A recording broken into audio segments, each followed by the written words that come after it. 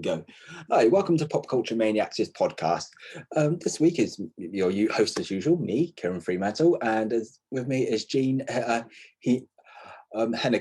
of from our TV department. So, hi Jean, how are you? I'm doing well. How are you? Yeah, I'm fine. So this week's topic is WandaVision. Since when we're recording this, it's just finished on Disney Plus, and so I think we've got quite a bit to talk about. So, Jean, you've been reviewing it for Pop Culture Maniacs, and you've generally been positive towards the show. Yeah. I definitely was charmed by it in a way I didn't expect to be, although I did, like many people, have a few issues with how they handled things in the finale, which I suspect we'll get around to at some point during our discussion. Yeah.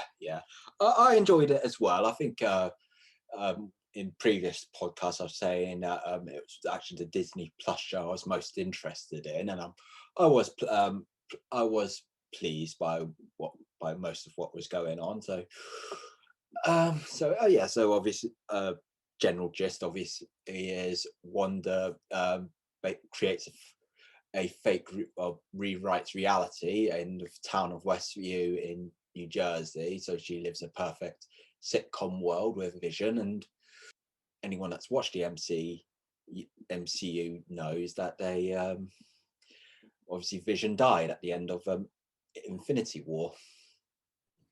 So WandaVision kind of sets up this mini puzzle box world of why has Wanda created this world, and then furthermore, how has Wanda created this world, and how is this going to fit into the wider MCU, which is always the main question of every single thing that ever happens in the MCU, is how is this going to impact things in the future. Exactly. And yeah, I mean, it was an interesting premise once we finally kind of got into it. And then, of course, the big thing too was this,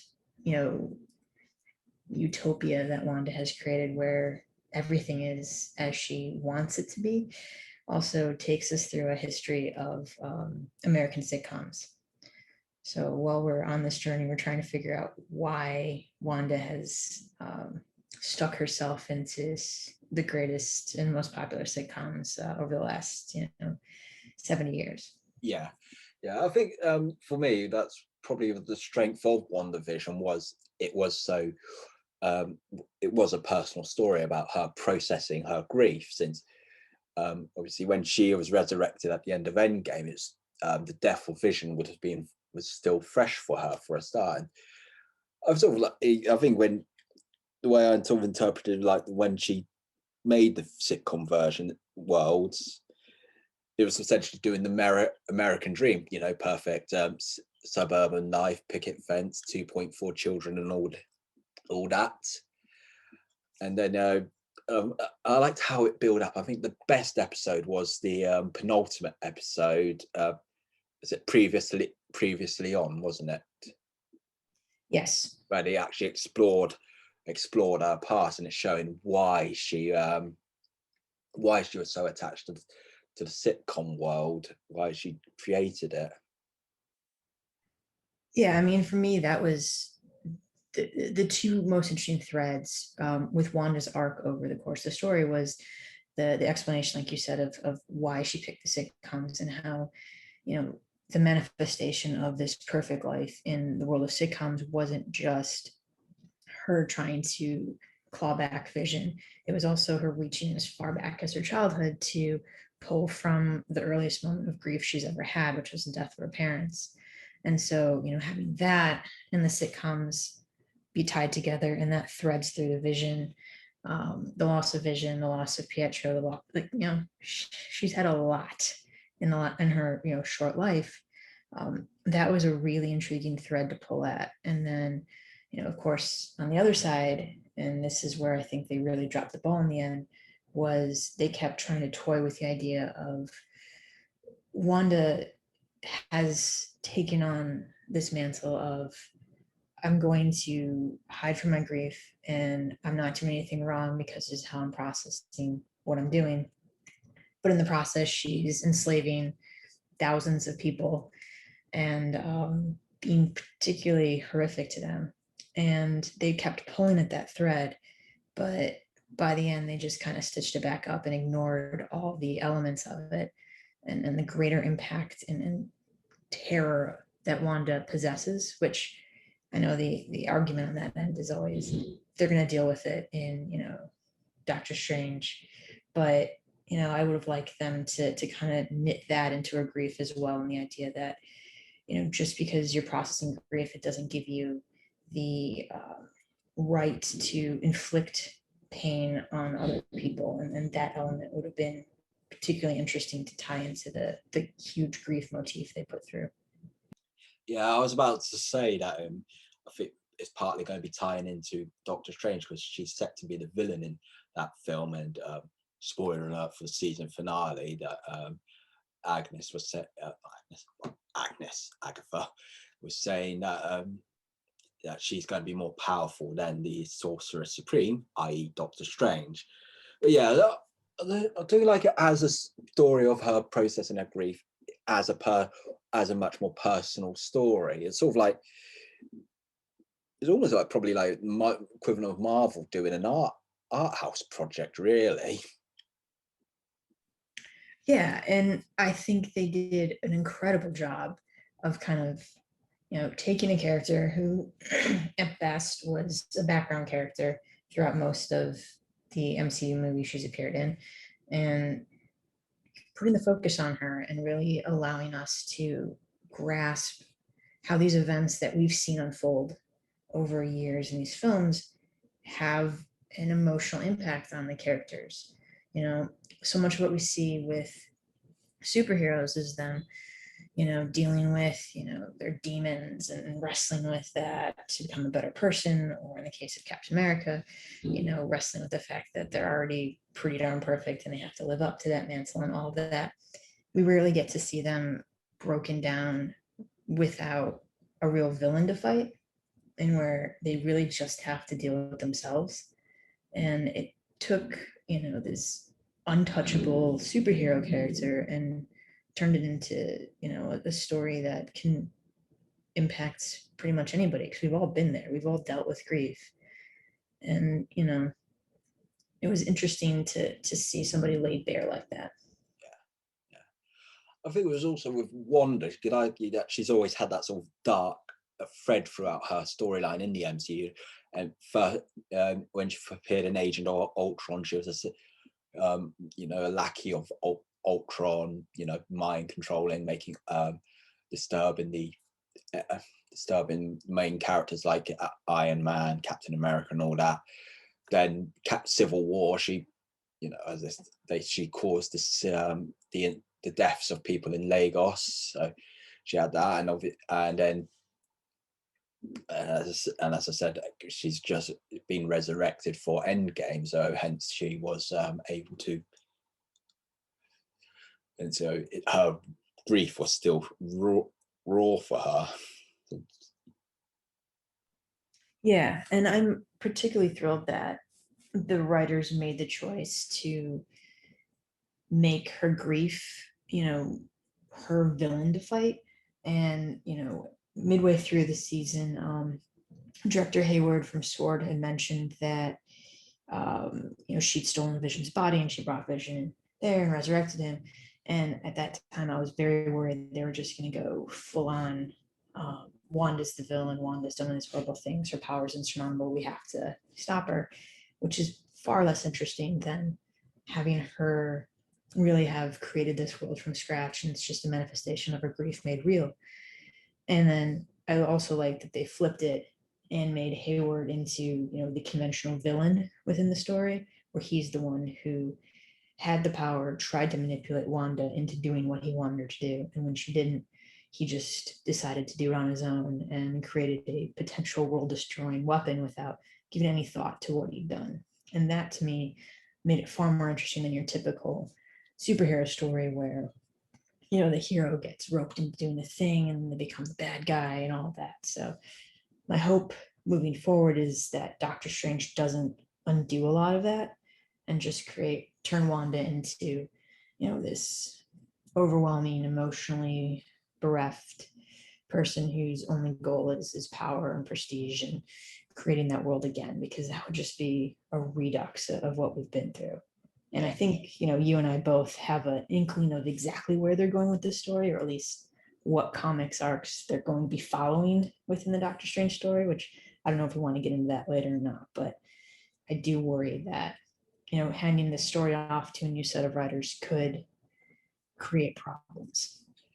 Yeah, I think the risk with WandaVision, I think that this is going to be for all the Disney Plus shows, is not everyone's going to be watching them. Some people are much more casual fans. They might enjoy the MCU films. They might even only like certain ones. They sort of dip in and out. So obviously, so when Doctor Strange has come out, they probably are going to have to do some sort of referencing to WandaVision for the people who may have skipped the show, not watched it, don't have Disney Plus or whatever. Yeah, absolutely. And until about the third episode of WandaVision, I was definitely on the train of, this feels like a homework assignment that I have to do if I want to understand, not only Doctor Strange, it turns out, but probably Captain Marvel too, and the new Invasion series that's going to be on Disney Plus. There's the problem of MCU turning into, you have to check all these boxes in order to fully understand things. And so I think you're right. They're going to have to recap at some point. They're going to have somebody give an exposition dump explaining, what happened to Wanda, or what's going on. Why is Wanda doing this? Which could be tedious for those who spent the time for WandaVision. I think it was also with WandaVision, it was a deliberate tease with some things, because obviously they had the reveal of Pedro coming back, and it was actually Evan Peters instead of Aaron Taylor Johnson. And obviously people were like thinking, was it going to be like a multiverse storyline, hence as well the title of Doctor Strange, Doctor Strange in the multiverse of madness. So, and you feel, is this going to be like the backdoor way of introducing the X-Men? And obviously they've sort of sidestepped that one for now, which annoyed me to no end. And then I think, as well as like some of the theories as well, like they said with Monica, that she went in and her DNA changed. And when we were talking off air, you're saying that you think it's more going to be for the Captain Marvel 2 than them doing like Wanda accidentally creating mutants. Yeah, I mean, within the comics, not to be that person, but within the comics, she does have similar powers to the one she showed.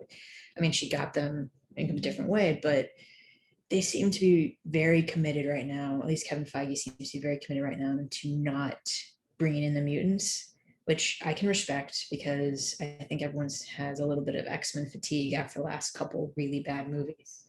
And I'd be perfectly content for them to keep them on the sideline until they have a really good reason to bring them in. But yeah, I was so hoping Pietro was going to be kind of like a crazy backdoor pulled from a multiverse thing. And then when Agatha said that, I was just so disappointed. Like you can be cute and be funny, but that was being too cute for their own good. Yeah, I think it's also because obviously I expect a lot of people would like to see sort of some of the Fox X-Men come into the MCU in some way, because obviously Hugh Jackman, Michael Fassbender, James McAvoy, they would be very much welcomed by fans.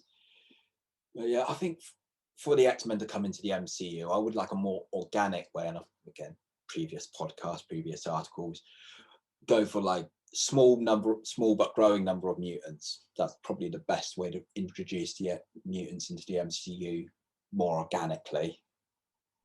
Yeah, and if I were a betting person, I would bet that we get the Fantastic Four into the MCU before we get the X-Men into the MCU. Oh yeah, I think it's because they've got John Watts is working on that after Spider-Man. Was it is it No Way Home? Whatever the third Spider-Man film. Something with home in it. Yeah. So I think also we should talk about Agnes / Agatha. I think it was quite clear that there was more to her than they let on when the series first started. Because like she kept showing up when it was convenient. The couldn't find out her real identity, and then and as you theorized correctly that she was going to be Agatha, Harkness. Yeah, I mean, you don't cast Catherine Hahn in a TV show just to have her play, a nosy neighbor character. That was the biggest tip off, I think, for most people. Is she is a very dominating actress. Yeah, and that turned out to be, I mean, between the Agatha reveal, which is, I think, going to go down as one of the most delightful moments in recent TV history. I mean, I think Agatha and the introduction of Monica Rambeau turned out to be two of the real great moments of the show.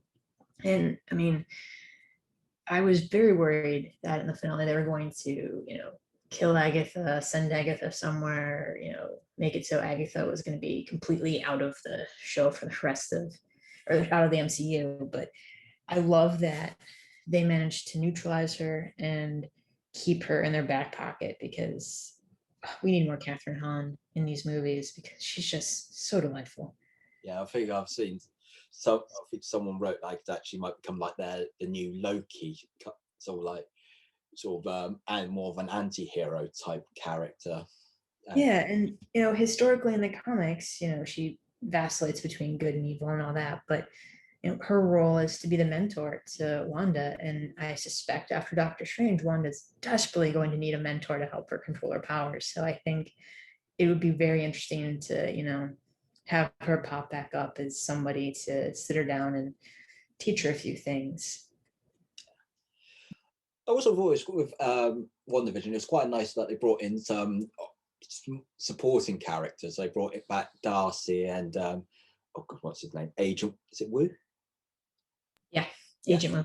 Yeah, so Kat Dennings and Randall Park, and when they're in the films, they were more comedic characters, but they actually had more of a chance to shine in WandaVision. Yeah, and I feel like the only really lost opportunity of the shows was to not have their respective famous sitcoms represented with Fresh Off the Boat and Two Broke Girls. That would have been like if Darcy had gone through when she went through the hex, if she just turned into her character from Two Broke Girls, that would have been really funny. I think that might have been a bit too meta though. That's probably why they didn't do that. True, but I mean they brought in fake Pietro. Yeah, good point. Admittedly, I couldn't stand Two Broke Girls though. Oh, I couldn't stand it either. But yeah, I think because Darcy was probably one of my least favorite characters in the MCU because I didn't like her in the 4 films, especially the second one. But I have to say she was redeemed quite a bit. I quite like how that she now got her own PhD. She's now a capable scientist in her own right. Yeah, I like that. They took Kat Dennings' strengths as an actress and kind of superimposed them onto giving Darcy the clout to have an attitude and to be sarcastic and to be able to walk into a room as the smartest person in it, or at least one of the smartest people in it. And I for a show that's based on grief, you need real levity, not like sitcom levity, like actual levity. So having Randall Park and Kat Dennings bounce off each other, it was perfect. It was exactly what I'd hoped for. Yeah, and I think with they were quite a good. That was quite a good trio with Monica, Darcy, and Wu, all together working with each other. And they had to sort of, when Hawkeye tried pushing them sideways, they had to sort of work together. Yeah, and it also as with Agatha Harkness, it leaves open the door for them to pop up later. Like I mean, we all assume at some point Randall Park will be in. If there's a third Ant-Man, he'll be in that as well, since he's been in the other 2. But it now connects Darcy as a character to the Captain Marvel franchise in a way that she wasn't before. So that expands her options as a character.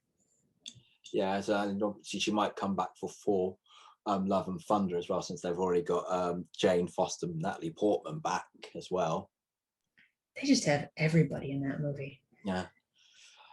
Oh yeah, because of course they got a load of the Guardians of the Galaxy characters as well, haven't they? Yeah, it's going to be like a 4-hour movie with all the people they've got in it. WandaVision has been a good way to sort of, because as we said, Wanda and Vision have sort of been more supporting characters in the franchise as a whole, and obviously WandaVision was great at showing Wanda's past, and obviously there's going to be the similar sort of position for some of the other MCU shows, because obviously next one's going to be Falcon and the Winter Soldier, and again they were more supporting characters to Captain America, so they've got their chance to shine in their series.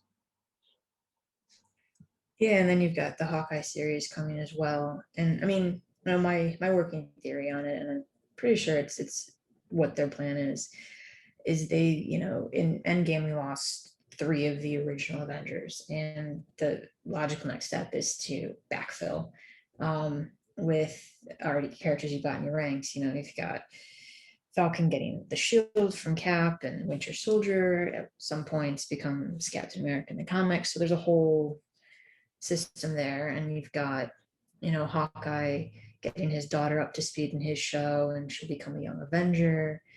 And then you've got Wanda and Vision with the twins. If the twins ever come back, they can become young Avengers.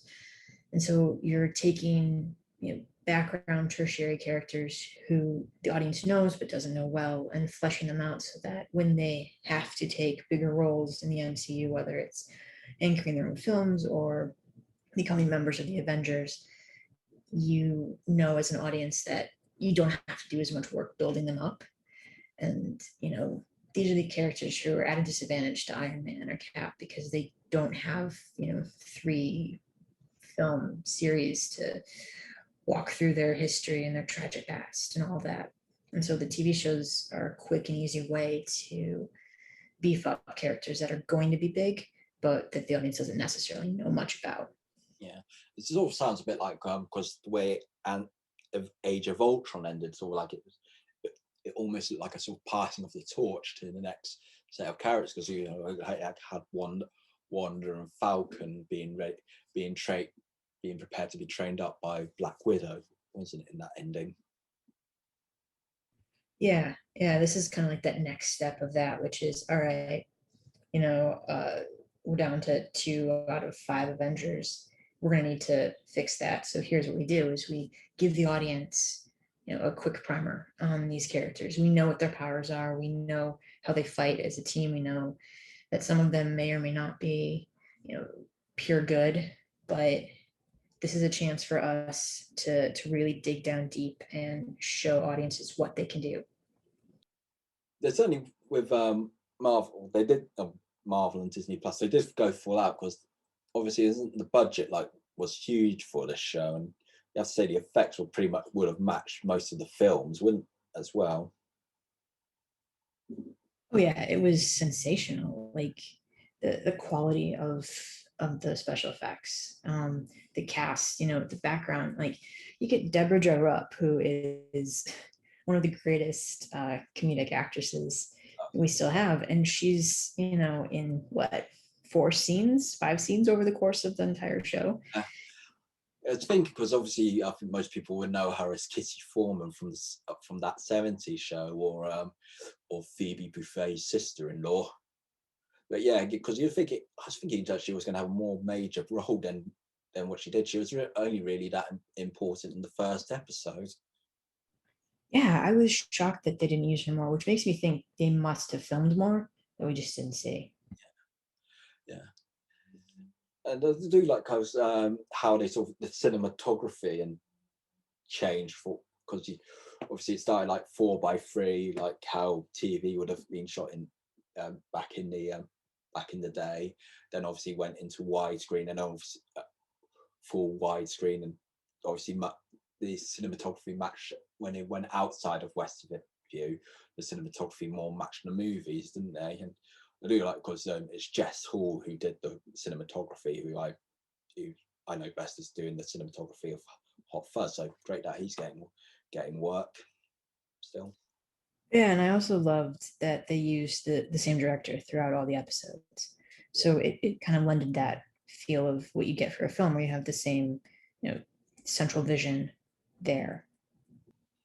I think we should talk quickly about the finale, because obviously, I know you've said like they sort of they have sidestepped a few issues that you weren't so thrilled. I would say what I liked about it was pretty much a pure popcorn experience. It was essentially the third act of a Marvel movie.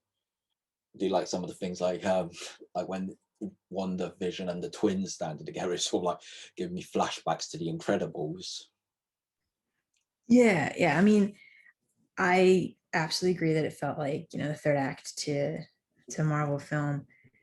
But the thing that really bugged me, and I know it bugged a number of people based on what I've been seeing on social media, is that it sets up so many interesting ideas that aren't necessarily tenets of a superhero film. And then it seems to erase them in a way that, basically just plugs it back into the MCU.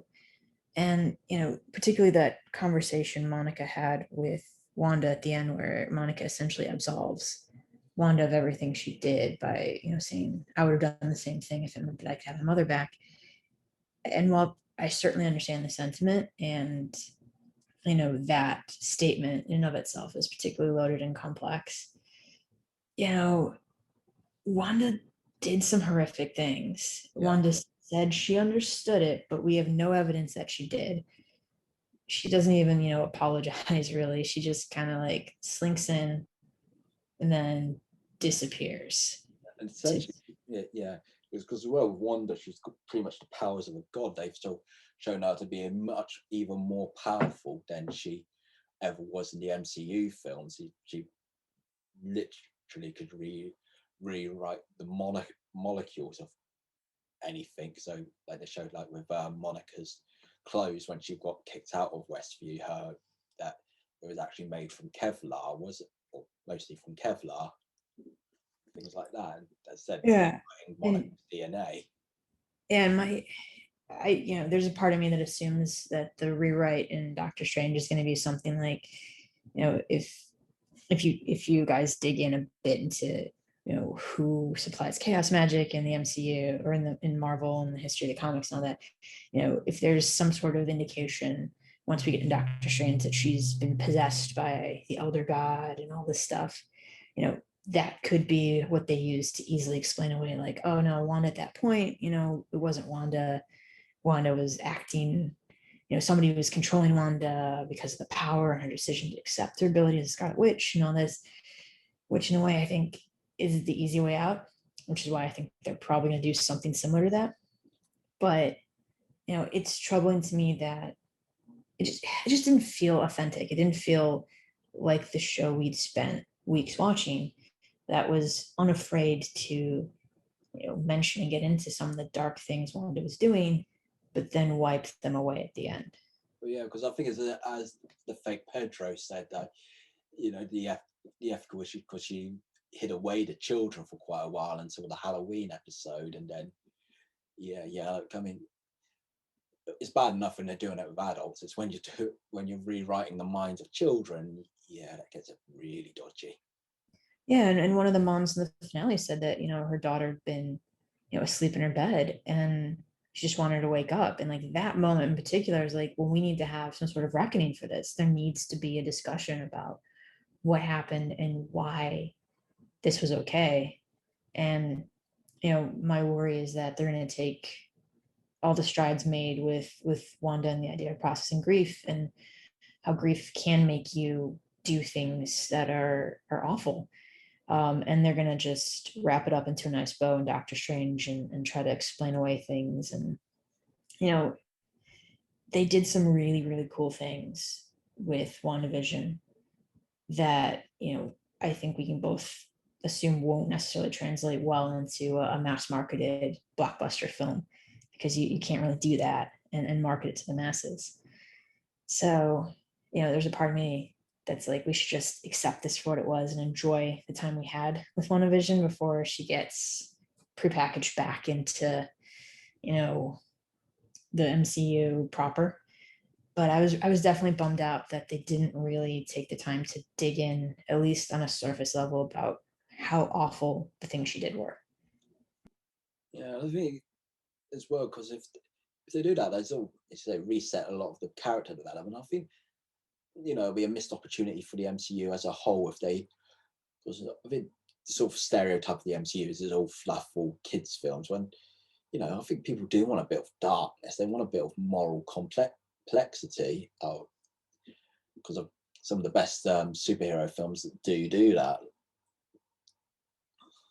And they've definitely done it before. I mean, you had Tony Stark's PTSD. You had, well, a lot of Thor's issues over the years. And I mean, I assume Black Widow, if we ever get to see that movie, is also going to dive into some of the darker, horrible things that Natasha had to go through growing up. And so they're not afraid to touch the darkness and you know, explore how darkness formed some of their characters, but they seem to be overall not concerned with really getting into it, because at the end of the day, like you said, it's you know, a popcorn movie. It's meant to make $1 billion, and people don't want to sit and watch, you know, a tentpole film that's going to make them sad. So I think our basic conclusion is WandaVision was generally very good, but we hope that Disney don't do too much of reset for Doctor with the next Doctor Strange and other future Marvel films. Yeah, I think that sums it up. Yeah. So to our listeners, thank you very much. As usual, like us on Facebook, Twitter, Instagram, subscribe. You know the deal. Thank you very much, and we'll speak to you again soon.